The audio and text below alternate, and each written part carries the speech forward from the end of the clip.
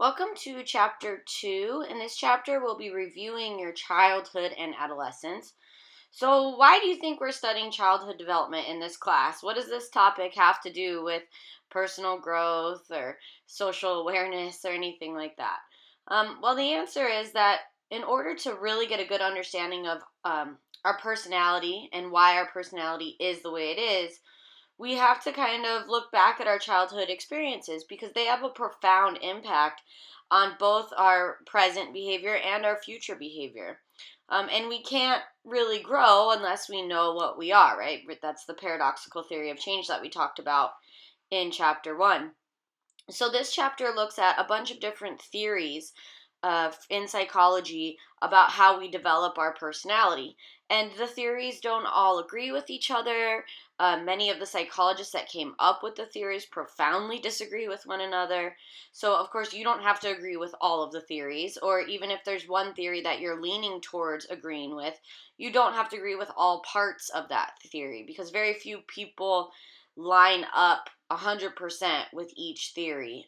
So you might not feel like each theory fits you perfectly, but there's some parts that make sense and some parts that don't. So you can kind of cherry pick from each theory what works for you. And if there's parts of the theories you disagree with, that's totally fine. But it should give us some insight and some things to consider when we're looking at how I developed this personality that I developed, right? And we don't have time to go through every single theory of personality development because there are a ton. But we'll do kind of some of the heavy hitters from a variety of different perspectives. So that's the plan for Chapter 2. Let's go ahead and dive in. So the first theory of how we develop our personality comes from Sigmund Freud, who some people think is the father of psychology, but he's not. He's just the most popular psychologist, probably, or the most well-known. So he developed this type of therapy called psychoanalysis, which is where he had clients come down to his office and then he would use a variety of different techniques that he developed to try to access their unconscious. Because Freud's idea was that the real us, who we really are, can be found within our unconscious. But the real us is vulnerable and it's not necessarily the person that we want to be. It contains all these hidden urges or traumas or things we're ashamed of and feel guilty about that we've kind of stuffed down into this space within our mind, this unconscious, and kind of compartmentalized it, and we're unwilling to access it because it's emotionally painful. However, when you get to the root of that stuff, you can really figure out why you act the way you act and why you feel the way you feel and who you actually are and kind of uncover how your personality developed by looking at the unconscious. And then if you look at the PowerPoint slide on your screen, you can see that he also said that we have a preconscious, which is kind of the stuff that's just beneath the surface of the water. So we're aware of what's in the preconscious, but it's not stuff we're actively thinking about. We also go into the preconscious when we're dreaming or kind of zoning out, or if we were hypnotized or on drugs, we'd be in the preconscious.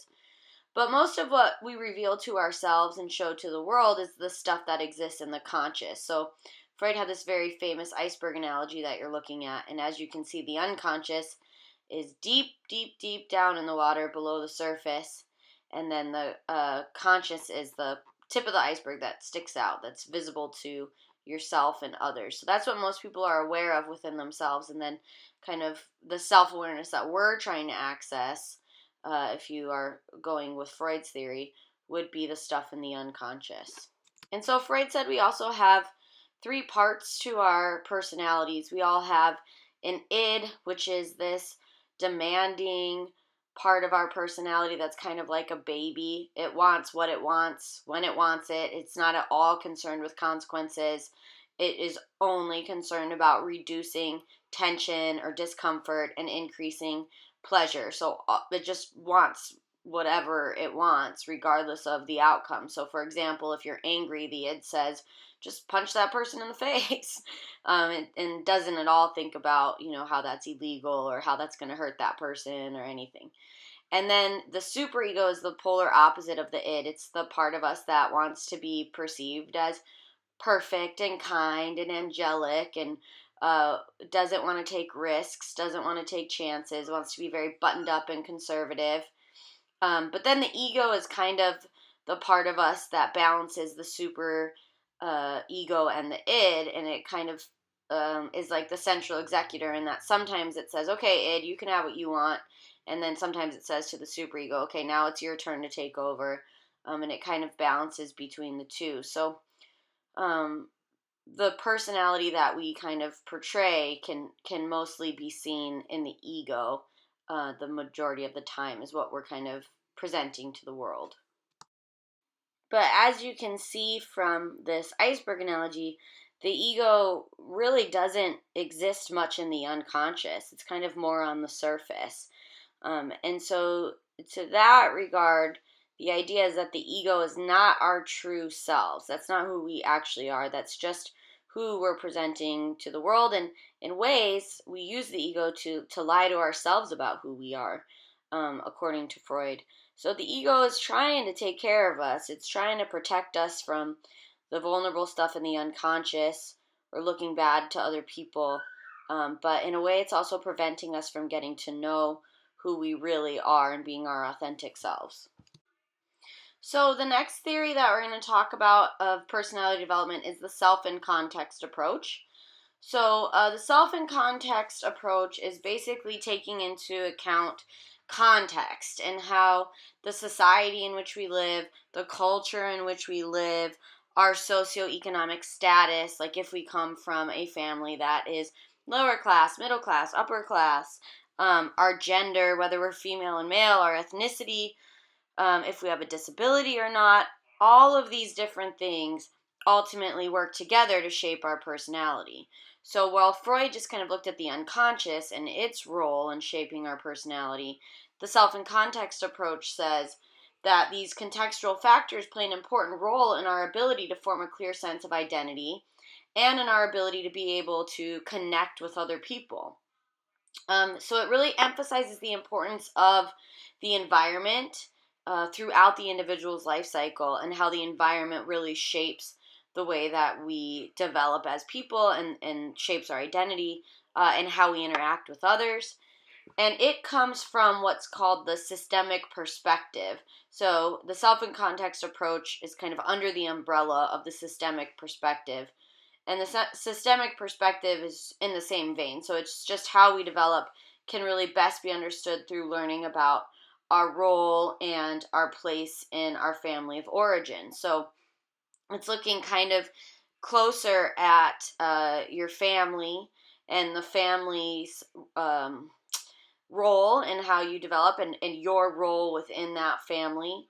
And so the systemic perspective argues that in order to truly understand a person and understand a person's personality and behavior and thoughts and feelings, you really have to have a good understanding of their family system. That in order to understand your personality, you have to look at your family and you have to see your interactions with each member of your family and how they interacted with you and how that affected you and your role. Were you the caretaker? Were you the peacemaker? Were you kind of on your own and neglected in certain ways? And all of those different relationships within your family affect your personality development. And then the last perspective we're going to talk about today is, well, not the last one, we're actually going to talk about Erikson quite a bit, but before we get to Erikson, the last one we're going to talk about right now is the feminist perspective. And so the feminist perspective just really focuses on like the idea of gender and how gender norms, gender roles, ideas about femininity and masculinity heavily influence our personality development. And so however the society in which we develop expects females to act or expect males to act really then becomes kind of the way in which we act based on the gender we identify with. So the feminist perspective is just really putting a lot of emphasis on the way in which gender shapes our personality. So the theory of personality development that we're going to focus a lot on in Chapter 2 is authored by Erik Erikson, and he titles it The Psychosocial Theory of Personality Development. And he says that development of individuals' interactions and understanding of each other and their knowledge of themselves as members of society is really what ultimately shapes our personality. And he focuses on the emergence of the self and the ways in which the self develops through our interactions with our social and cultural environment. So the feedback that we get from society, the kind of models that we see in society that show us how to act or how to behave or how to think really kind of shape our personality. Um, and so this is a theory that we focus on a lot in this chapter because it's an expanded theory and it includes the integration of biological, psychological, and social aspects of development. So it's pretty comprehensive. There's a couple things you need to know in order to understand the psychosocial theory. First of all, Erikson says that at every stage of development there is what he calls a core struggle. And depending on how successfully tasks are mastered at each of the stages that you see on the slide here, a person's development can be enhanced or it can be hindered. So from infancy through adolescence, the core struggles are trust versus mistrust, initiative versus guilt, industry versus inferiority, and identity versus role confusion. So those are the ones that we're going to talk about in chapter 2. And then in the next chapter, we'll talk about the other age groups that encompass like adulthood and elderly. And so then also Erikson says that we experience a crisis within each core struggle. And this is a turning point in our life, a moment of transition, which is characterized by the potential to either go forward or backward in development. And this crisis, this turning point, this moment, this defining moment has to be resolved sufficiently in order for us to deal with the next crisis, or in other words, to move on to the next stage. All right, so the first stage that we're going to look at is infancy. And in infancy, Erikson defines this as between 0 to 1 in most of the textbooks and writings that I've read by Erikson, but our textbook just defines infancy as 0 to 2. So while the psychologists don't necessarily agree on the theories, they also don't necessarily agree on the different ages. So 0 to 1-ish, 2-ish, around there is what we're defining as infancy. And so Erikson says that the core struggle or the basic task of infancy is to develop trust, trust in themselves, in others, and the environment. And if they don't succeed at developing trust, then they develop mistrust. And the idea within Erikson's theories is that if the core struggle isn't kind of handled successfully and the negative outcome prevails, like in this case mistrust, then that will stick with a person their entire life. Well, either way, so if you develop trust, that you'll have trust in people and trust in yourself for your whole life, and that will incorporate itself into your personality. But if you don't develop trust and instead develop mistrust, that will also shape your personality, and you will live your whole life kind of having a difficult time trusting others. So we've all heard people that say that, right? Like, oh, I just don't trust people. Erikson would say it's because you didn't develop trust in this stage. So how do you develop trust? If you're held, loved, cuddled, if you have your physical needs met, your emotional needs met, your cognitive needs met, so you have a dirty diaper and your parents change it, you're hungry and you're fed, things like that. So your needs are being met is the way that you would develop trust. And if you don't, like we said, you might have mistrust in adulthood, which could, kind of rear its ugly head in terms of low self-esteem, isolation, withdrawal, and inability to have intimate relations with others. So we really want to, according to Erikson, meet our children's needs so that they can develop that trust. So another important component in our personality development is attachment. And attachment is defined as an emotional bond with another who is perceived as a source of security.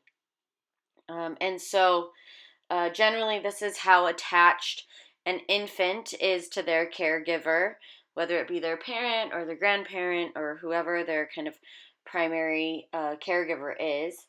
And in attachment theory, which is an extension of Freud's theory, of psychoanalytic theory, attachment theory emphasizes the importance of this emotional bonding um, between the infant and the caretaker, because that caretaker is really perceived as a source of security. And so, in order to develop attachment with an infant, the caretaker would engage in behavior intended to keep the child in close proximity to them, in terms of emotional proximity, even physical proximity. And there's like a lot of research now on brain chemicals and hormones, and the exchanges of those things between, for example, a child and a mother, that promotes attachment. When I had my first daughter, they at Kaiser's, where I had her, and they were very I don't want to use the word pushy, but they were really adamant about doing this thing called skin on skin time, where you hold the baby up to your skin, and so your skin is touching their skin. And what research shows is that this releases a chemical called oxytocin, that goes both ways, so from the mom to the baby and the baby to the mom, which also gets released during breastfeeding. And this oxytocin is the bonding chemical. And so bonding is really, really important in our development, and really has a profound impact on shaping our personality. And so the first researcher to study this idea was John Bowlby, and he studied parent-infant relationships. He started out studying children that were suffering from negative family experiences early in life, particularly like they had absent mothers. And so he formed this hypothesis that a warm, intimate relationship between mother and child is essential to mental health. And he argued that an infant's need for a mother's presence is as great as its need for food.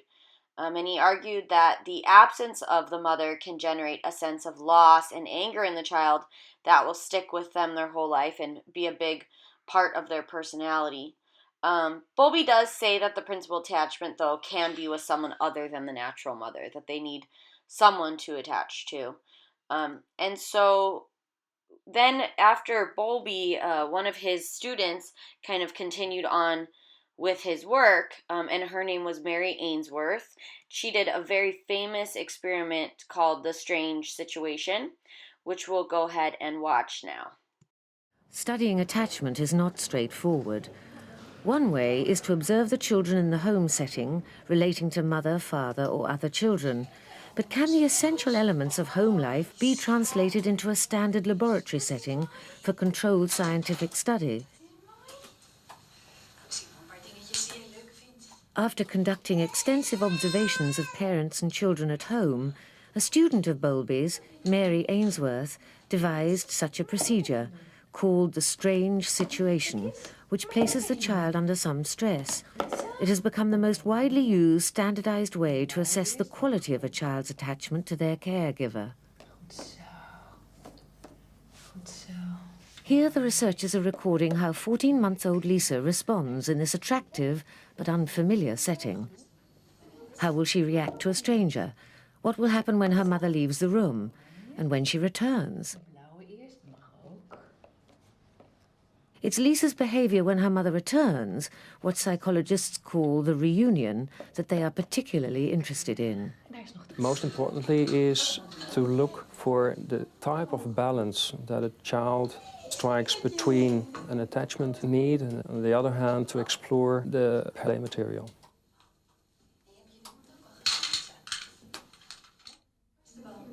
Once Lisa has settled down to play, a stranger enters the room and sits in the chair reading a magazine. Lisa, where's the bow? Where's the bow? After a couple of minutes, the stranger attempts to interact with Lisa.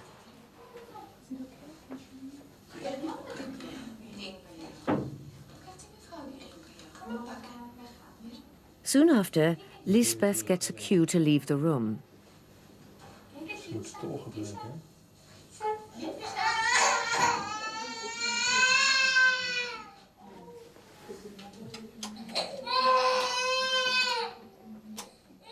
The stranger tries to comfort Lisa, but in vain.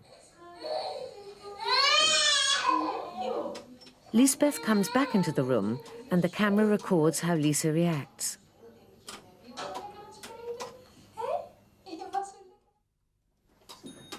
Now the first part of the procedure is over, and Lisbeth settles Lisa down again.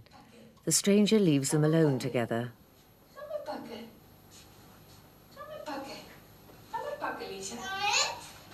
And soon after, Lisbeth goes too. Lisa is on her own. Her distress is plain to see. Once again, the efforts of the stranger to console Lisa are to no avail.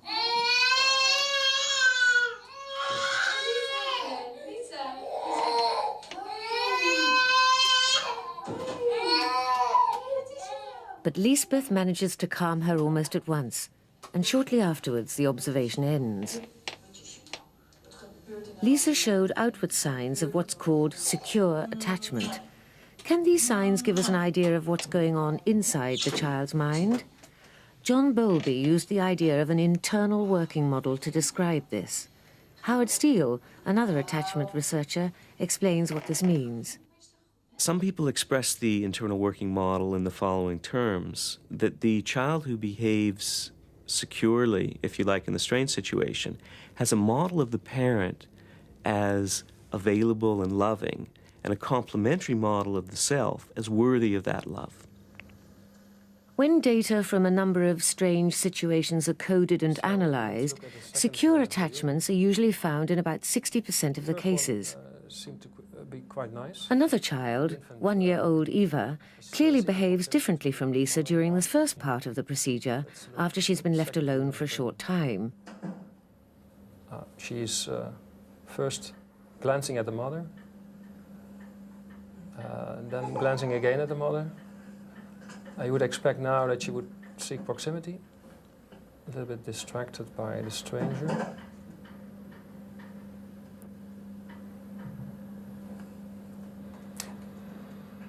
This takes a long time before she's oriented the mother again, isn't it? Although she looks, but only shortly. She's clearly distressed, so you would think that she would seek proximity, but she's just... She remains playing with the ball. Yeah. So more or less focused on play material, not letting her emotions go and seek proximity to the mother, get a reassurance. Coding and classifying behaviour in the strange situation is not always straightforward. Eva behaved differently in the second reunion to how she'd done in the first. So I was stuck with a little bit of... Some of her reactions show signs of what Ainsworth describes as insecure avoidant attachment. On the other hand, fuzzy. How are avoidant attachments represented in the internal working model? This is a mother who has communicated to his or her child, if you're distressed, try to keep grips on it. Try to have a stiff upper lip. Try to pull yourself together. Try to be independent. Try to learn to deal with it on your own. Although the strange situation is used extensively in attachment research, some other psychologists who have studied children's relationships have reservations. I think the problem is making inferences about the relationship from how children behave in the strange situation, because it is exactly that, a strange situation. Because the tricky thing is, what does the situation mean to the child? It means something probably very different for a child who's been in daycare since early in the first year, and the same is true for children from different cultures, for whom this experience may have very different meaning again. Despite such criticisms, this 20-minute strange situation procedure is still widely used and believed to indicate the relationship between the child and, in this case, the mother. It is considered to highlight important qualities of the attachment and show significant links with other aspects of the child's experience and behaviour. The child's representation of his or her relationship with mother from the first year of life carries over to the child's behaviour with peers at 2, 3, 4 years of age, such that children who look securely attached in the strange situation to mother at 1 year are getting on better with peers in the preschool. able to work cooperatively on tasks, resolve dilemmas, conflicts that emerge, often without resorting to the teacher. So, how the child behaved in this strained situation was then used to put them in one of four categories in terms of their attachment style. So, if when the mother and the child entered into that playroom, the kid was, kind of clingy to the mom at first, but then would go play independently and check back in with the mom, sort of using her as a home base, like, this is okay, right? That I'm here, that we're here, that I'm playing with these toys. And then the mother would kind of give the cue that it was, and the kid would go back to playing. And then when the mother left the room, the kid would cry. When the stranger came in, the kid would cry. And then when the mother came back, the kid would still be crying, but the mother would be able to console the child and soothe the child and calm the child down.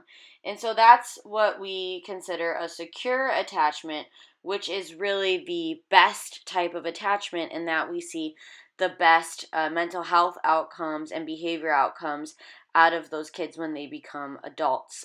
They tend to have healthy relationships, as opposed to people in one of the insecure attachment style categories, like avoidant, ambivalent, or disorganized, disoriented. So, just briefly, avoidant kids didn't really show much interest in their parents at all. In fact, they were kind of avoiding them. So, when the mom and the kid came in the room, the kid had no interest in the mom.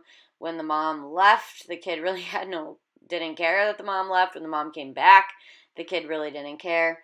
And then we have ambivalent attachment styles, where ambivalence meaning kind of mixed emotions. So during the whole course of the experiment, sometimes the kid would seem to be into the mom, sometimes not, sometimes angry at the mom, sometimes letting the mom soothe the baby. So it was really hard to get a good read on the kid. And it's theorized that the reason the kid had mixed emotions towards the mom is because that's probably how they were being treated at home, right? Like the kid was getting mixed signals from the mom. Sometimes mom's into me, sometimes she's not, sometimes she's mad at me, sometimes she's happy. So there's a little bit of instability. And then the last insecure attachment style is disorganized, disoriented. And these kids seemed almost like they were traumatized when they came down to the experiment, very anxious, in distress. And it was later discovered that a lot of those kids in that kind of state seemed to come from families where there was abuse, either physical abuse or abuse in the form of neglect. So the secure attachment is really the one that has the best outcomes in terms of shaping our personality development.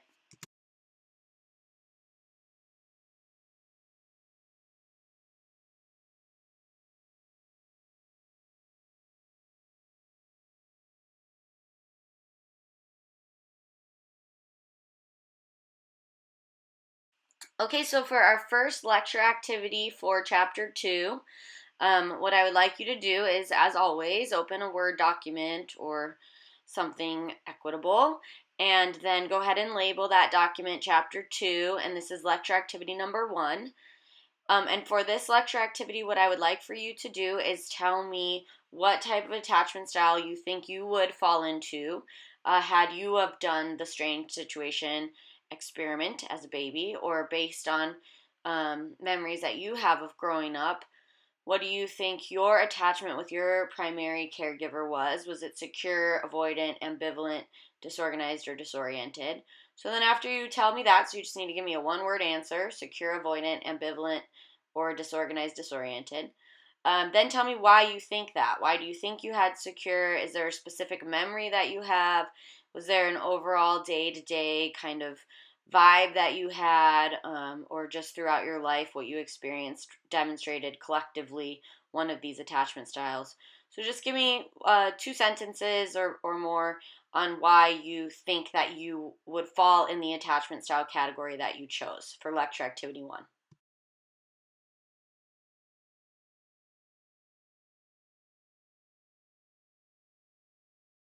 So temperament also affects personality development. And temperament is just like a child's basic personality that they kind of come into the world with.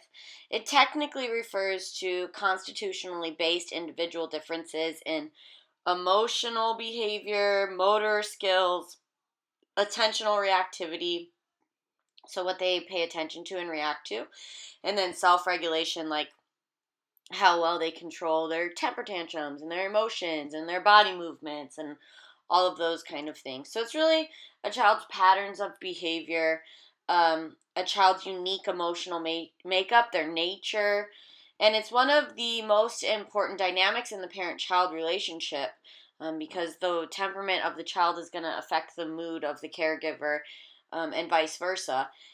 And so each child is different at birth, even within one family. And so it's recommended for parents or caregivers of multiple kids in the same family to pay attention to their temperament and kind of adjust their behavior to suit that child's nature, and recognize that children need to be treated differently based on their unique emotional makeup. And we find that temperament is a trait that is fairly stable and consistent across a person's life. So, in other words, if you come into the world and you're kind of a cranky child that's hyperactive, we tend to find that as an adult, you kind of lean towards being maybe more cranky and hyperactive. So, there's a couple different theories on how our temperament originates or where it comes from. And twin studies, which is where they take twins that have been adopted and placed in two different homes. So they have the same genetics, but they're in a different environment. They take those twins and they study them, and what they have found is that even when the twins are raised in different homes, they tend to have the same temperament, especially when it comes to shyness. So there is some evidence that genetic components may be at play here in the development of our temperament. However, family, socioeconomic status, and culture also influence temperament. And it is possible that a child's temperament may not mesh well with their environment. For example, if the child is kind of very calm and relaxed, and the environment is very chaotic and overstimulating, then this could have a negative impact on the developing personality and that child's psychological adjustment. So, temperament influences how a child reacts to its environment, the people in the environment, the settings in the environment, which also, in turn, influences how the environment reacts to the child. So, it's kind of a reciprocal interaction. So now we're going to watch a video of a bunch of moms talking about their child's temperament. Babies appear to have unique temperaments or characteristic patterns of responding to the world at birth. These temperamental patterns are biologically based, and they strongly influence the interactions that babies have with their caregivers. Researchers have grouped these temperamental patterns into three broad categories. Some babies are easy, some are difficult, and some are slow to warm up. Easy babies exhibit a generally positive mood. They are easily comforted, eat and sleep on a regular schedule, and readily adapt to new situations.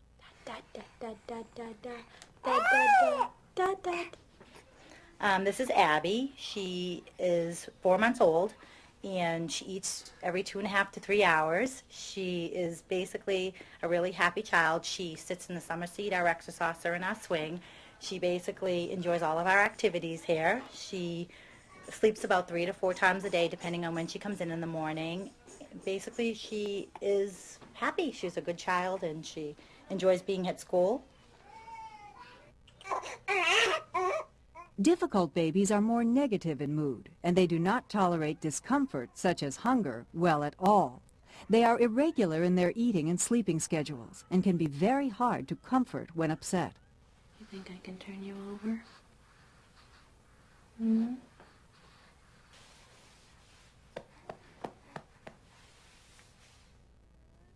Slow to warm up babies are moody and slower to adapt to change. They are often characterized as fussy, showing more negativity in mood than easy babies, but eventually warming up as caregivers persist with attempts to comfort them. Hayden's temperament is I believe, very easygoing. He's very jovial. He's very playful, very inquisitive. He tends not to get too whiny unless he's tired, but he tends to hold out as long as he can until he gets tired. So he's a good-natured baby. In the very beginning, because he was so easygoing, we continued with our lifestyle the way that we always had. We went to dinner, we went to the Cape every weekend, you know, we went out to visit friends at parties, and we always brought him with us because he was so easygoing. She's a great baby. She's very laid back. She's a happy baby. She's very content. She's,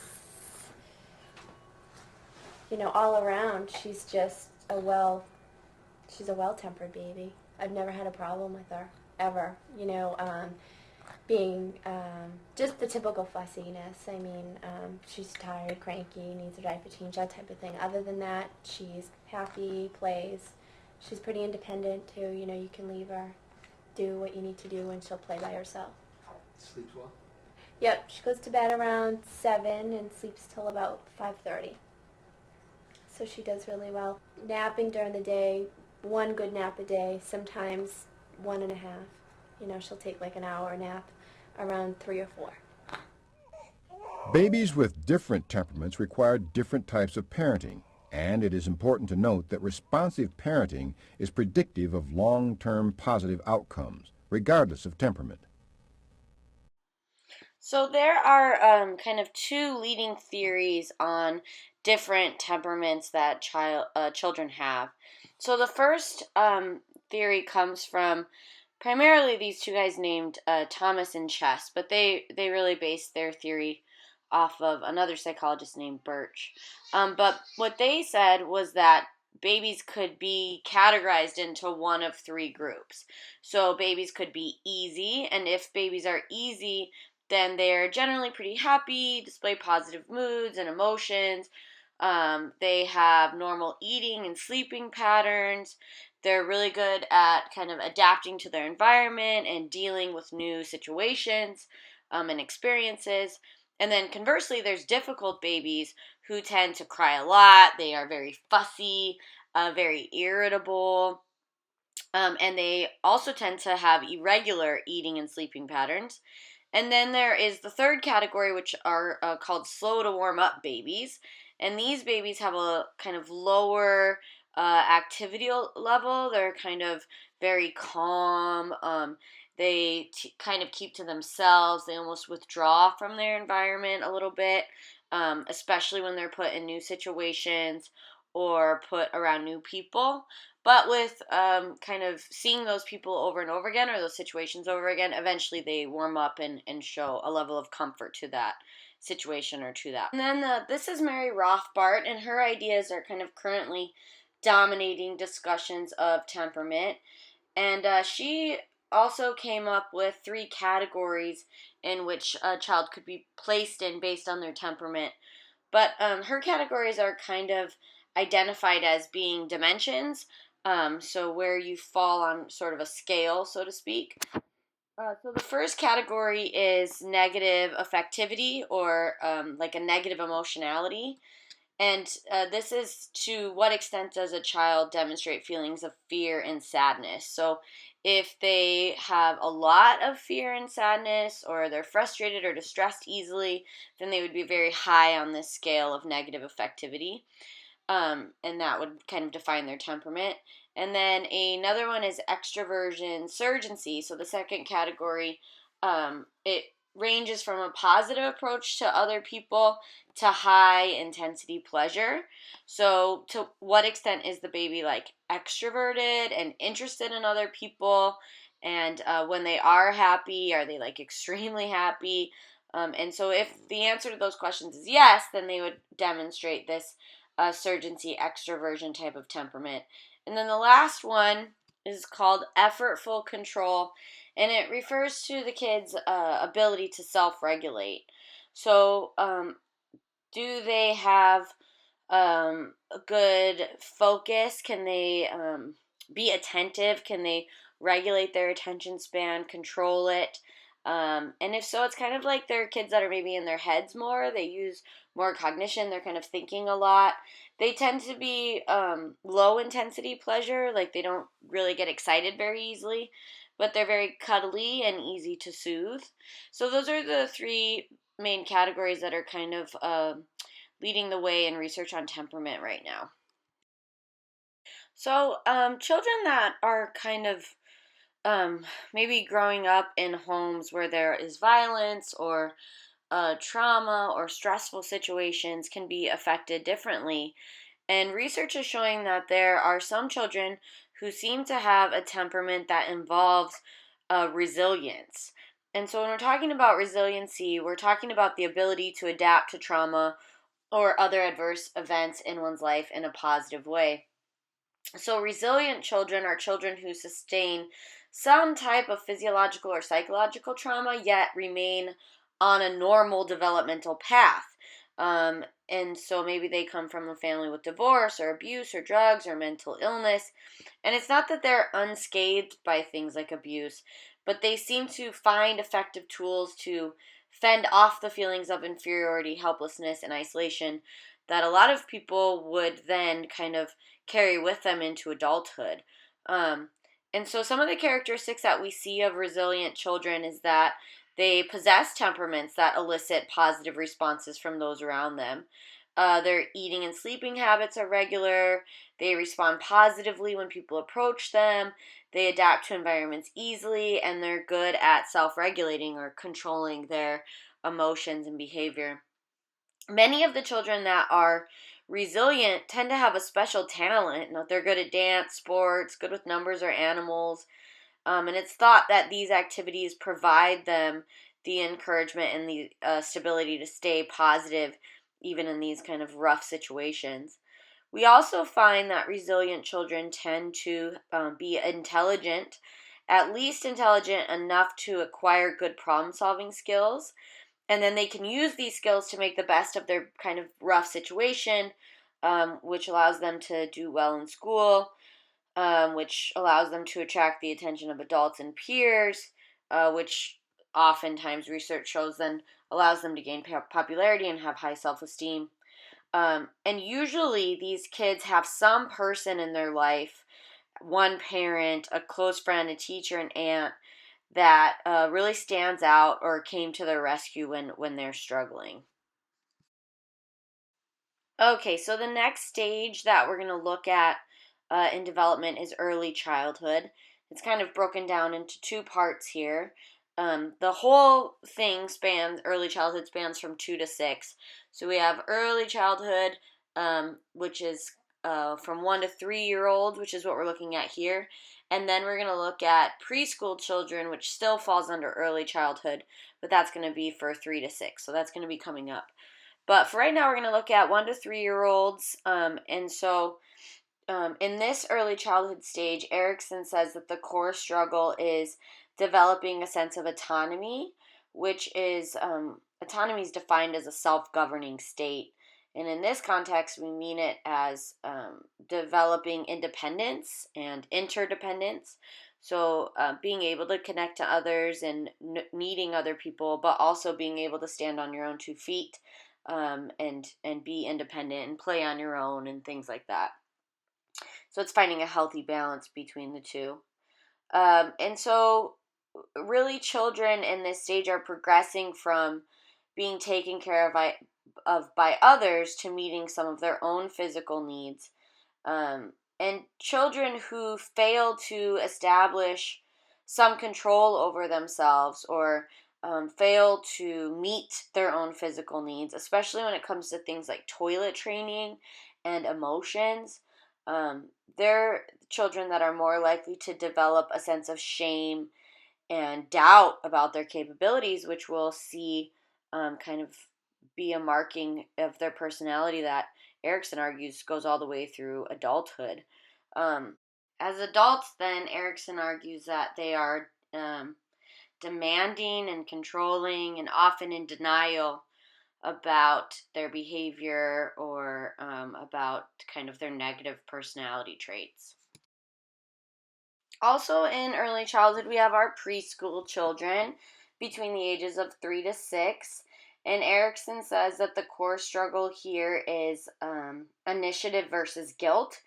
And so ideally, the kids would develop initiative, which is really developing roles through play while establishing a sense of competence and initiative, kind of feeling like it's okay for them to initiate social activities, initiate games, initiate rules in games or ideas, and that when they do that, they feel competent. They feel like they did it successfully. So, um, if they are restricted or ridiculed when they try to initiate these games or make up the rules or play pretend or whatever, then they experience a sense of guilt and will kind of withdraw from play. And Erickson argues that inhibiting their emerging individuality causes them to be rigid and remorseful. And as adults, they might not be willing to be silly or fun or spontaneous or creative. And as children, we see them kind of withdraw from taking an active stance and be fearful of making decisions. And so ultimately, these first 6 years really shape us and determine how we react during tough times. However, the effects of early learning are reversible for the most part, but it involves becoming kind of aware of the issues that you have through doing things like taking this course. So another thing that happens during our preschool aged years that shapes our personality is kind of how our parenting styles affect us. So there's different parenting styles that were discovered by a psychologist named Balmerand, and he argues that there are basically 4 different types of parents, and the type of parent that we have, particularly in our preschool childhood age, ultimately has a huge effect on our personalities. So the first type of parenting style is called authoritarian parents, and these are parents that are very strict, they have high demands, and they use the threat of punishment to control their children. And these parents' kind of famous tagline is "because I said so." So they don't really explain why the rules are what they are to their kids or try to help them understand. They're just kind of rigid and punitive, and they value unquestioning obedience from their children. So if a child were to ask, like, why should I do that, that would be seen as disrespectful. And what we see in the outcomes of these children that eventually kind of bleeds into adulthood is that they seem unsociable, unfriendly, and withdrawn by and large. Another type of parenting style are permissive parents.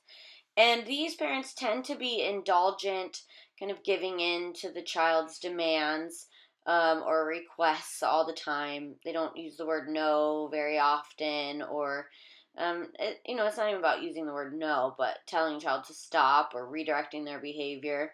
They just kind of let them do whatever they want. And they make very few demands or requests or have very few expectations of their children. These parents give their children kind of relaxed or inconsistent direction. They're warm and loving towards their kids, but they just require very little of them. And so children that come from this parenting style tend to be more immature and more dependent. They are moody and have low self-control. And then we have uninvolved or neglectful parents. And these parents, they provide for their children's physical needs. They feed them, they change their diapers, they get them off to school, but they're not greatly involved in their children's lives. They show little interest in their kids, and they're kind of emotionally detached. These kids tend to do the worst. They feel unloved. They themselves become emotionally detached, and their physical and cognitive development is negatively impacted by being raised by these type of parents. We also have helicopter parenting, which is not one of Baumrand's 4 types of parenting styles originally. However, it's becoming a parenting style that's being talked about a lot because it is being seen in a lot of millennials. So helicopter parenting is a style of overprotective parenting found in raising the millennial generation, which is anyone born between 1982 and 1995. Millennials are considered to be the most protected generation of any generation prior. And they say that the parents who do the helicopter parenting use what's called the electronic umbilical cord, or the cell phone. And they use social media to check on their kids constantly. So they're kind of hovering over their kids like a helicopter, so to speak, either by way of technology or physically always kind of being around. The idea is that, back in the day, kids used to go outside and play and ride their bike up and down the street, and your parents knew you were in the neighborhood, but they didn't, know where your exact location was at all time. But now, with the advent of, technology, cell phones, social media, you could track your kids. You can know where they are all the time and what they're up to and who their friends are and everything, which is very comforting for a parent and in a lot of ways a great thing. However, we do see that the kids that are coming out of this parenting style are more likely to suffer depression, have lower life satisfaction, and it's argued that the reason for this is that they're never allowed to feel a sense of independence, autonomy, or gain that feeling of competence, because there's always someone there to help them or do things for them. And so they're never able to kind of do things on their own and make mistakes and learn from them. But the best type of parenting, which is one of Baumann's 4 parenting styles, is authoritative parents. And these are parents that set high goals for their children, but they're accepting of their children and they allow them to explore. These parents are firm. They set clear limits. They reason with their children. They explain things to them. So if their child asks, why do I have to do that? The parent will have a logical, rational answer. These parents understand that, you have to teach your kids things. They don't know everything. My 2-year-old would eat rocks if I let her. So you have to, teach kids everything about life. And so if they're asking why, maybe it's not because they're trying to be disrespectful, but maybe because they're trying to learn. These kids tend to do the best. They have high social skills. They're likable. They're self-reliant, independent, and cooperative. Okay, so let's watch a quick video on the parenting styles.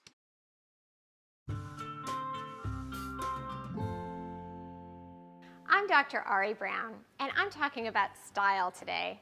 No, it's not New York Fashion Week. I'm talking about you and your partner selecting a parenting style. You have the skills and instincts to be a great parent, and you should trust yourself. But your parenting style is the foundation for how you approach certain decisions like where your child sleeps and how you tackle discipline issues. The styles differ in parents' responsiveness and expectations of their kids. Authoritative or positive parenting is like having a democracy. Positive parents set up the rules and expect their children to follow them. These rules and limits guide children in behaving properly both in and outside the home. This could be expecting a child to say please and thank you to others, or to pitch in and clean up his toys. But in addition to setting up clear expectations, positive parents are willing to listen to their children's feelings and concerns and problem solve together. Authoritarian parenting is more like a dictatorship. Authoritarian parents also have high expectations for their child's behavior, but they do not want to hear the child's opinion of the rules. Mom and dad know best, and they are in charge of the house. There's no negotiation in this parent-child relationship. Permissive parenting is similar to anarchy. Permissive parents are responsive to their children, but they lack setting limits or expectations. Parents play the role of a friend rather than a leader or advisor. Government analogies aside, attachment parents are highly responsive to children both day and night. The priority is to create a secure parent-child bond or attachment, which helps the child gain trust and confidence. Attachment parents set limits, but try to do so in a nurturing way.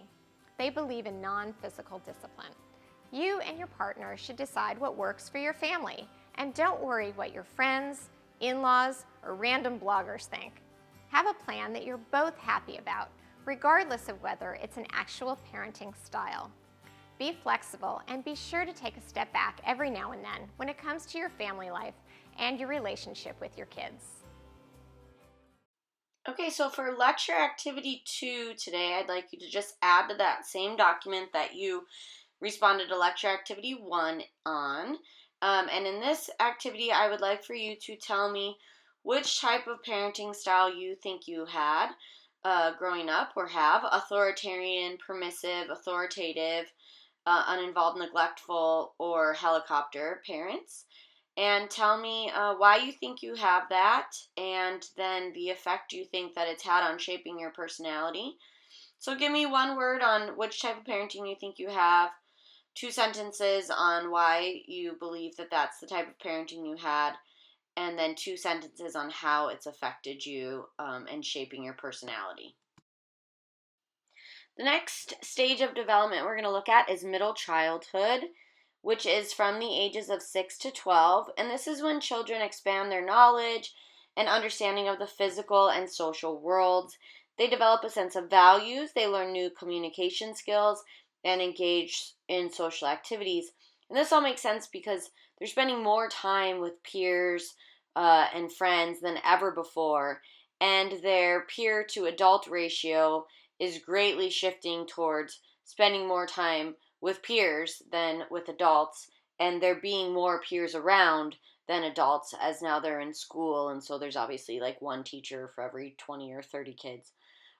So the influence of these kids and these friendships on our personalities is really strong during this stage. So Erickson says that what we want to see in our kids, the core struggle is to develop a sense of industry.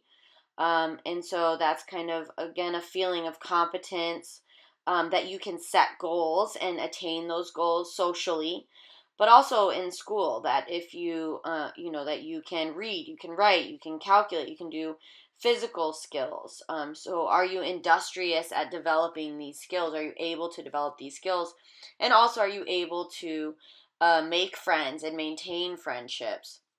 And if you're not, then children tend to feel inferior to their peers. Like if they can't, if they're the worst in the class at math, or all their friends can read and they can't, or maybe they're not able to make friends. Maybe they're kind of the loner in their school.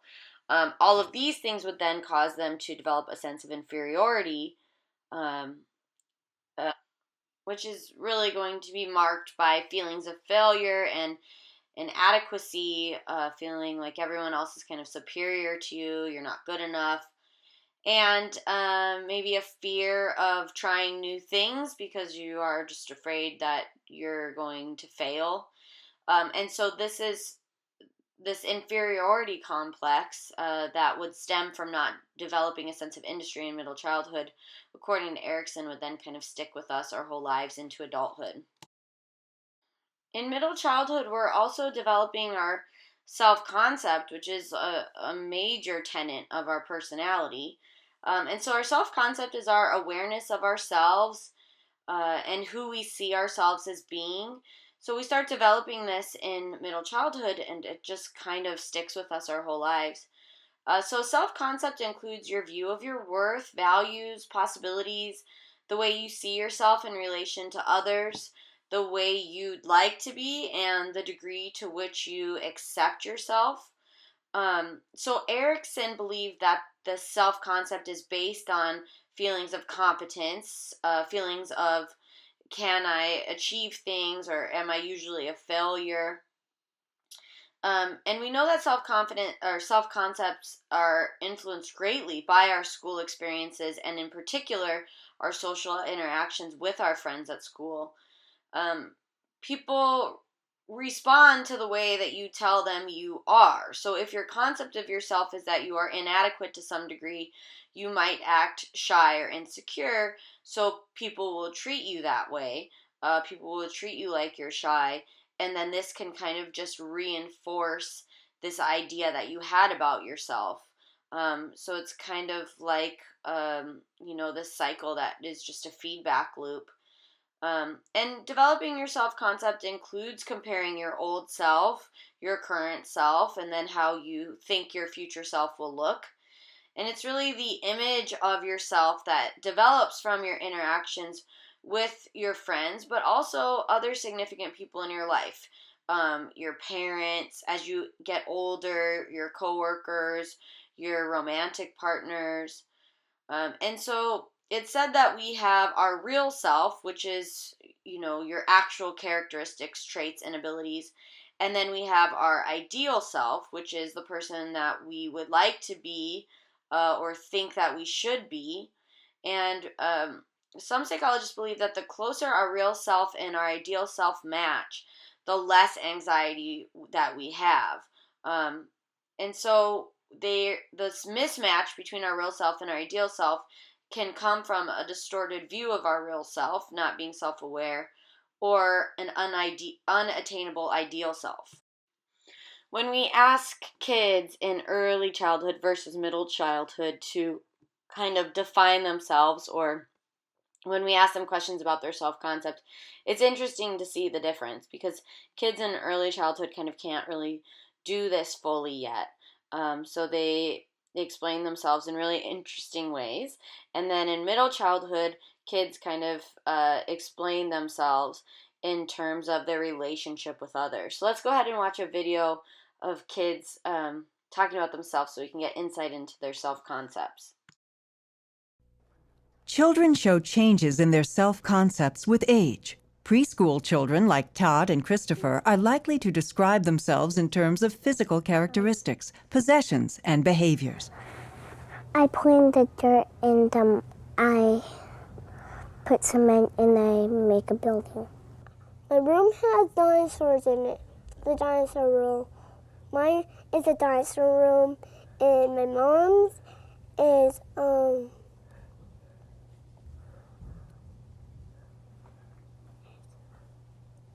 girl room, and my dad's is in the middle, and mine's on the left side, and my mom's on the right side. And I have a dog, cat, fish, hermit crabs, and some couches, 2 couches, and a big TV, and some toys that get lost behind the TV. In middle childhood, children begin to describe themselves in less concrete terms. Like Rachel, Stephanie, and Ricardo, they may describe themselves in terms of group membership. I'm 9, go to the Marlboro Intermediate School. My favorite color is purple. I'm in 2nd grade and I have one brother and I like to go swimming. I'm in the 4th grade. I'm 9 years old, and I go to the Weston House. In middle childhood, children also begin to describe themselves along more psychological dimensions, as illustrated by 7-year-old Joseph and 8-year-old Jenny. Can you tell me 3 things about yourself? I like school a lot. Very good. And I love art, and I like helping people. Nice, smart, creative. Another thing that we develop in middle childhood is what Freud called ego defense mechanisms. And this was really his kind of theory and idea, but it's since been very well supported and backed by studies. So ego defense mechanisms are psychological strategies that we use to protect our self-concept from unpleasant aspects of reality. So these are kind of ways that we lie to ourselves to protect our egos. And it's said that we all use these defense mechanisms from time to time, and they can be useful in the short term. They can help us cope with a tough situation until we can actually kind of deal with the problem in a more healthy way. It becomes problematic to use these defense mechanisms if we overuse them or we never actually deal with the real problem or become aware of it. And so Freud said that when we overuse these defense mechanisms, that we develop a mental disorder called neurosis, which is no longer a term that we really use in psychology anymore, but it would be closely related with anxiety. So the first defense mechanism that we're going to talk about is repression. So repression is sealing off from consciousness threatening or painful thoughts and feelings. So if, for example, a woman was sexually assaulted and then is unable to recall that that event happened, Freud would argue that it's possible, it's just too painful of a memory, so she pushed it down into her unconscious, and that would be an example of repression. The next defense mechanism we're going to talk about is regression, and this is reverting to a form of immature behavior that an individual has outgrown, so acting like a baby. So maybe, for example, a boss having a temper tantrum when an employee makes a mistake, or if you're in a fight with someone, giving them the silent treatment. The next one is called displacement. Sometimes this one is referred to as kick the dog syndrome, which I'll explain in a minute. But displacement is defined as redirecting emotional impulses from the real object to a substitute person or object. And so an example of this is like if someone is at, say there's a man at work and his boss really lays into him, tells him he's doing a horrible job and he doesn't know what he's doing, and the man is so angry, but he can't yell at his boss because his boss kind of has this power over him and that he could fire him. So instead, he goes home and he kicks his dog. So that's the classic example of displacement. But it could be, yelling at your wife or punching a hole in the wall. And the next defense mechanism is projecting. And when we project, we attribute to others our own acceptable desires and impulses. And the classic kind of textbook example of projection is when someone's in a relationship and they're being accused of cheating or being questioned about if they're cheating, and this is like constantly coming up. Often what we find is that the person that's accusing the other person of cheating is actually cheating themselves. The next one is reaction formation, and this is where we express what's going on in our unconscious as its opposite in our conscious state. So we feel one way inside, but we express the exact opposite to everyone else and to the world and even to ourselves. And so kind of the classic example of this is like a little kid that has a crush on a girl, and so he like beats her up and pulls her hair. Or an even kind of more interesting example is homophobia. There's a lot of research that shows that people who are very homophobic, very angry at gay people, violent towards gay people, often have latent homosexual tendencies themselves, or are struggling with their own kind of sexuality. And so this is why they're acting as the opposite of that to the world in a way to kind of convince themselves that they're not gay, when it kind of all signs point to that they are. Okay, the next one we're going to talk about is rationalization. And this is where you manufacture a false but plausible excuse to justify unacceptable behavior and explain away failures or losses. And so it's like if a person cheats on their partner, but then tells themselves that they were justified in cheating on their partner because their partner was treating them poorly, wasn't showing them enough affection, so they were driven into the arms of another man.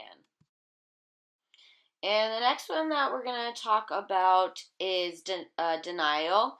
And so denial is distorting what we think, feel, or perceive to be a stressful situation by just kind of denying that it's happening or pretending it's not happening. So if you've ever seen the show Catfish, this is just a perfect example of denial.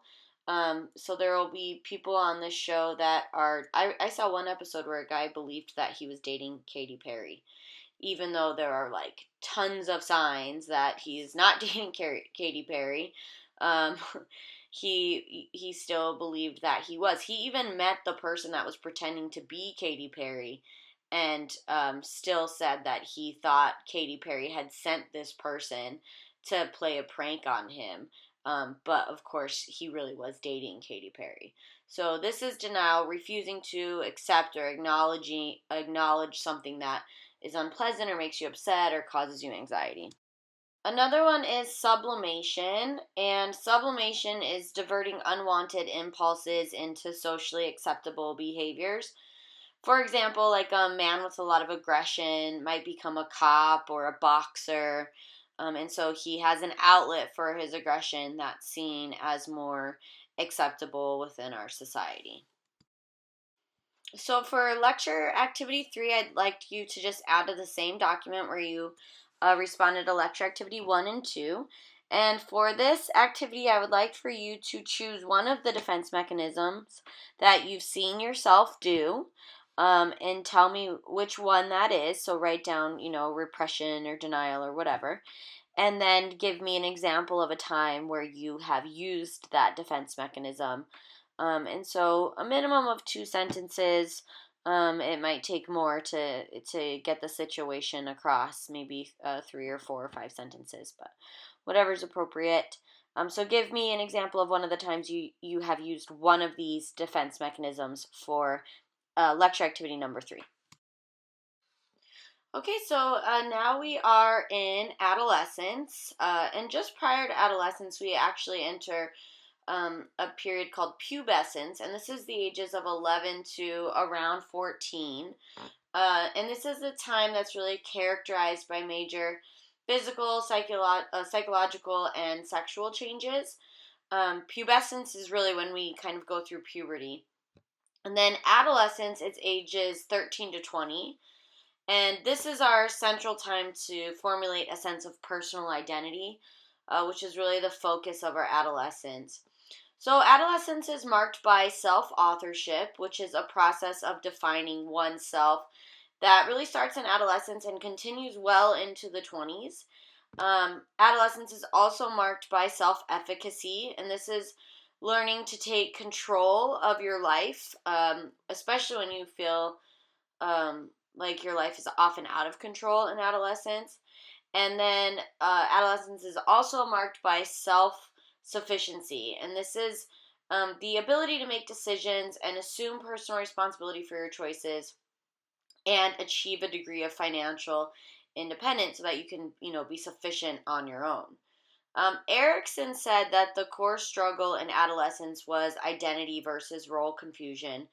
And so the task is to develop life goals and form relationships to prepare yourself for adulthood, and really figure out your identity, really figure out who you are, where you're going, how you're going to get there. And Erickson says that a failure to develop a secure identity results in role confusion that will kind of last your whole life. And so a person with role confusion kind of lacks initiative. They tend to be followers more. They lack stable values. They just don't really have a clear sense of who they are, so they're vulnerable to be manipulated and deceived, and they're more likely to be peer pressured, things like that. So Erickson actually recommends that in our adolescence we experience what's called a psychological moratorium. And this is a period where society would give permission to adolescents to experiment with different roles and values so that they could sample life before making major commitments. So maybe, before you go to college and choose a major, instead you actually take some time and figure out, who you are and really what you want to do and who you want to be. And if you're thinking about majoring in nursing, maybe you intern as a nurse or talk to nurses and find out if that's something you'd really like before you sign up for a bunch of classes in nursing and then get a couple semesters in and realize you hate it or you love it. I don't know. I've never been taken a nursing class. But the idea is that you kind of experiment before you make commitments as to what your life's going to look like. So this is a period where a teen would explore different lifestyle choices before forming their identity. And so Erickson does say, however, that it's not healthy to stay in a psychological moratorium for too long. Like, eventually you have to make a decision. You need to make choices. And he says that also something that we really need to do in order to develop our identity in adolescence is to individuate. So individuation is separating psychologically from our family system and establishing our own identity. So it's where we kind of, become an adult, go out on our own and fly the coop, so to speak. So that's it for this chapter. We shall see you for chapter 3. Make sure you submit all the lecture activities and do the assignments for chapter 2. Thanks for listening. Have a good day.